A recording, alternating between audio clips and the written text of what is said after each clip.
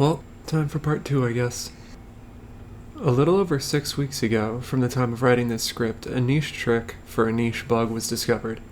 A trick I've coined the name wrong load preservation for.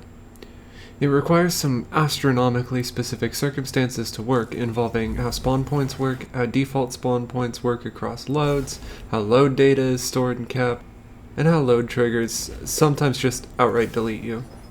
And the secret point to all of this is to show off a route that I had come up with the help of Rhythm, Adelaide, Elite Eater of Crayons, and the Cube to get every Guardian in your fire team to Queen's Court. So I guess we've got a lot to cover. Before we start, everything that I discuss will be in the context of the Dreaming City, more specifically, the Last Wish raid.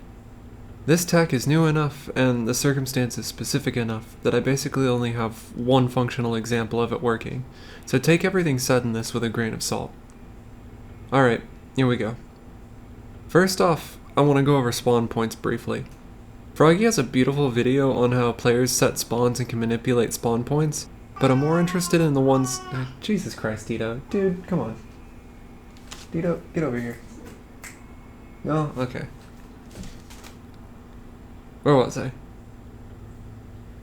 Froggy has a beautiful video on how players can set and manipulate spawn points, but I'm more interested in the ones you can't manipulate or change for the sake of this video. And moreover, I want to specifically focus on the ones in Dvalian Mists. There are two sets of default spawn points in the Dreaming City and Dvalian, or at least in the context of the raid anyway. One set is directly where you start the raid at, and the other is clear back by the entry to the Blind Well. These spawn points can't be changed, and if you come into the space from any other load and find yourself as a ghost, you'll see yourself at one of these two locations. The crux of this, though, is what happens when one of those points is blocked. Your Guardian can only really belong to one of those 2 points, and whichever one it is, if it is blocked, then you'll go to what we call the fallback point, which is right over here by Spine of Carries. Now, either conveniently or inconveniently, the spawn by Blind Well is already blocked. So if you spawn there, you get forcibly placed by Spine of Carries, regardless of if you want to be there or not. Now that that's covered, I can go into how your default spawn point is actually updated. For a long while, it was believed that your default spawn point was updated based off of what load you just came out of. That's a misconception. It seems more likely that there is some sort of volume around load triggers that once you leave it or enter it, and we're not sure yet, it will update what your default is in the previous load. This is useful because it means you can go into a load, for just a smidge, and prevent updating your default spawn point when you come back out. Now, in the previous video I had briefly mentioned that dying after hitting a load, and even getting fizzle deathed by the load, will store the load's data for your player. Finally, we have a chance to put this to use. I'll once again be using the coin emblem in the bottom left corner of the screen to show whether a player has load data for a given load or not, and in this video it'll be used specifically to show the load data for Spine of Carries. Let's say we want to go to Spine of Carries and get its load data. Simple enough, we could just go near it to get the preload data, die, and respawn back outside of the unload region. Unfortunately, there's a barrier that blocks the way if you're going to try and go that way. Well, that's simple enough. We could just block our spawn and use the fallback point to get over there, get taken care of by the turnbacks, and make our way back to the default. Cool, now we have our preload data. But what if we wanted to use this for an IRB? I swear the video about IRBs is coming soon. But let's say, for instance, you needed to set your res point in an area known to be an unload region. You couldn't just make your way over to it and set it now. That would unload your data for Spine of Carries. And moreover, you couldn't set it before because you'd have to die and thus set a new IRB point to get back from Spine of Carries.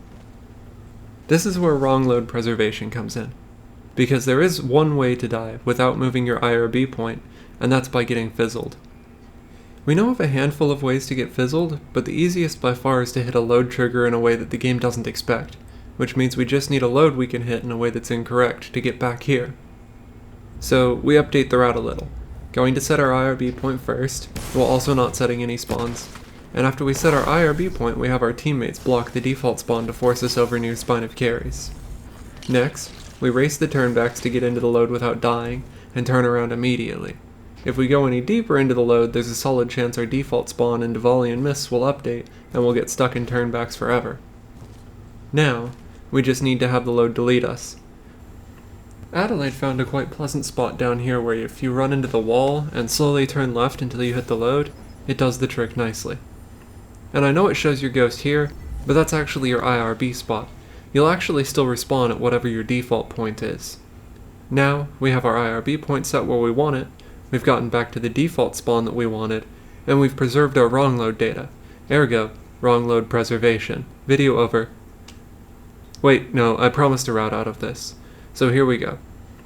Now we just have to go hit the disabled load and we'll be right where we set our IRB point, but in spine of carries instead. And once we're out here, our teammate can trigger the auto-res and we're up. But I had also promised a method to get the full team out, didn't I? Well, for 2 people it's actually not all that complicated. After the first person gets back from getting their wrong load data, the second person can go set their IRB point without setting spawns. The first can then switch to Salvation's Grip and block the spawns for their teammates. That way their teammate can go back and do the route as well. Now, there is one last barrier to overcome with the 2-person route, and that's hitting the auto-res. After one of you hits the disabled load and gets their ghost where they want it, the other person can't just hit the auto-res normally, they'd get locked inside. Luckily there's a clever little spot outside of the map, through this little hole, around the bend, and off in the back corner, where you can trigger the auto-res through the wall. Now all that's left is to go hit the trigger yourself, and just have your teammate revive you once you're out. But wait, what about 3 or more people? Well, that gets a little more complicated, but you can use another glitch called the wrong warp. I don't think I intend on doing a video on this one, but Froggy has another video on it that I'll definitely link below, where if you have one person in Bay of Drowned Wishes, and another person hits the portal in Spine of Carries, sometimes they just warp right outside of the map. So here's what you do. The first person blocks spawns for the second person so that they can get into Spine of Carries. Well, the third person goes and does the wrong load into Bay. Once each person is in their designated loads, you can have the person in Spine spam attempts at hitting the portal until they end up warping to solid ground. This may take a few attempts, but it will eventually work. If you have more than 3 people, you can promote the person in Spine of Carries to the leader, and have the extras join the fire team so that they can get teleported out of Spine as well. After that is done, promote the person that's in Diwali and Mist to the leader, so that the person in Bay of Drowned Wishes can leave and rejoin to end up back in Diwali as well. From here, it's back to the normal 2-person route. Set IRB point, block spawn, race turn back, get fizzled, respawn. Set IRB point, block spawn, race turn back, get fizzled, respawn. Hit wrong load, trigger auto-res, wrong load, get revived, and now you've got every single person out of Spine of Carries. Only remaining step now is to have everyone make their way through the void to Queen's Court and you're golden. As a brief epilogue, I'm sure there's more instances where wrong load preservation can be performed. I guess the crux of it, though, is really asking about the usefulness of it. It's a niche glitch with really specific circumstances for performing it, and even more specific circumstances where a person would go, yeah, that's the result I'm looking for.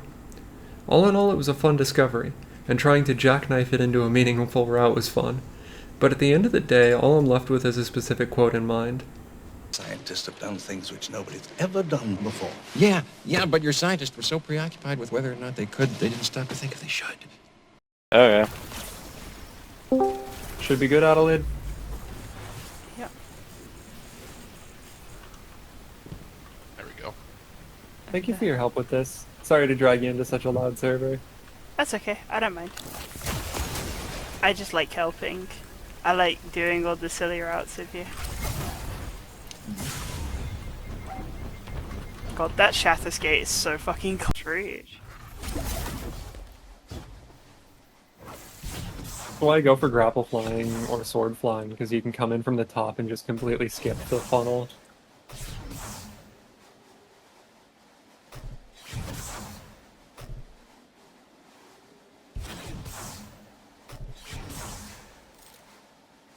I think this makes it too. I think I actually just made it.